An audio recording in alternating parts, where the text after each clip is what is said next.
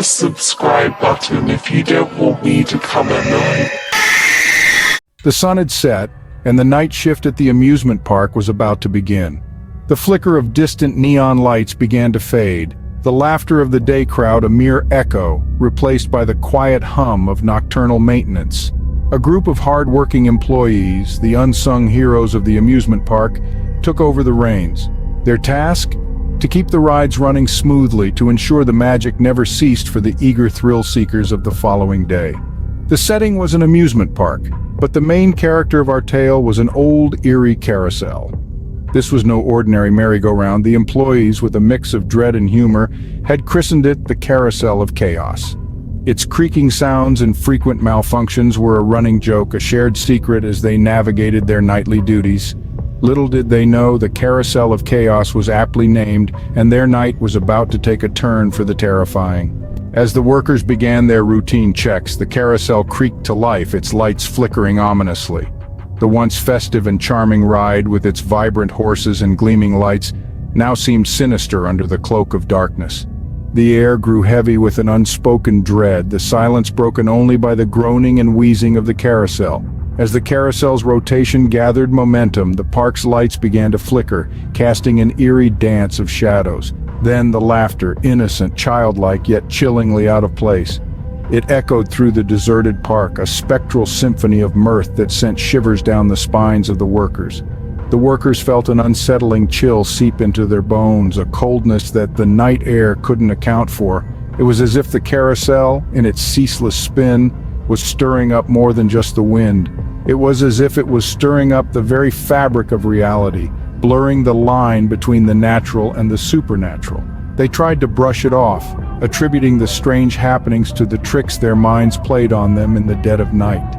They rationalized the flickering lights as a power surge, the laughter as echoes from the daytime crowd, and the chill as nothing more than a change in weather.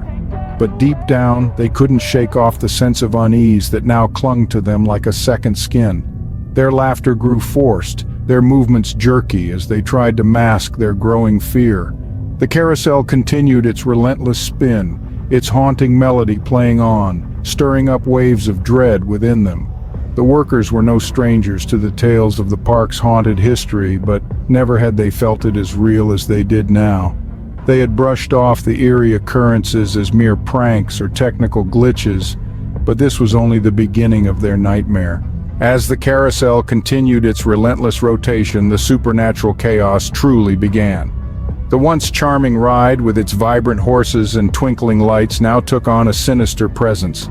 Each turn of the carousel seemed to stir up more and more discord, like a pot boiling over with unseen terrors. It was as if the ride itself was a key, its rotations unlocking a door to a realm that should have remained forever shut.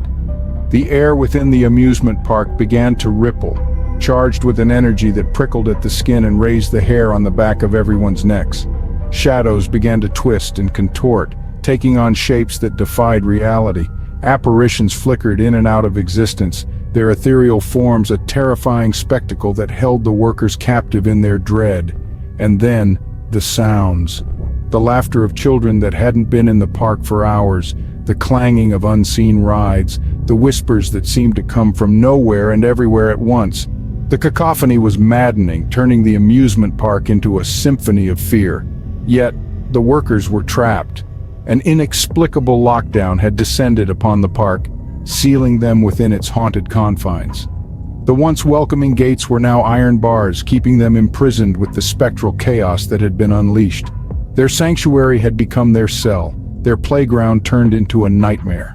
But they were not helpless. Fear might have gripped them, but the will to survive ran deeper. They needed to stop the carousel, to halt the rotation that was causing the paranormal pandemonium. They had to figure out how to close the portal, to silence the whispers and banish the apparitions. It was no longer just a job, it was a fight for survival, a battle against the very forces of the supernatural, all centered around a seemingly innocent carousel. The workers had become warriors, the night shift turned into a nocturnal nightmare. Their jokes about the Carousel of Chaos had become a horrifying reality, and they were trapped in the middle of it. Armed with nothing but their courage and a desperate plan, the workers faced the carousel. The night air was pregnant with tension. The only sound was the ominous creaking of the carousel, a grim lullaby that echoed through the park. The supernatural forces they had unwittingly unleashed were not going down without a fight, their ethereal forms swirling menacingly around the carousel, as if daring the workers to try and stop the chaos. Summoning every ounce of their courage, the workers battled the spectral menaces, their struggle a desperate dance under the park's flickering lights. Each turn of the carousel seemed to amplify the supernatural energy, making their task feel nearly impossible. But they would not be deterred. With a final shared look of determination, they threw themselves at the carousel's controls, their efforts fueled by sheer desperation. The struggle was fierce, the tension palpable, until finally the carousel creaked, groaned, and ground to a halt. As the carousel finally ground to a halt, the amusement park returned to its peaceful nighttime silence, leaving the workers to question if the night's horrors were real or just a figment of their overworked imaginations. Hit the subscribe button if you don't want me to come at night.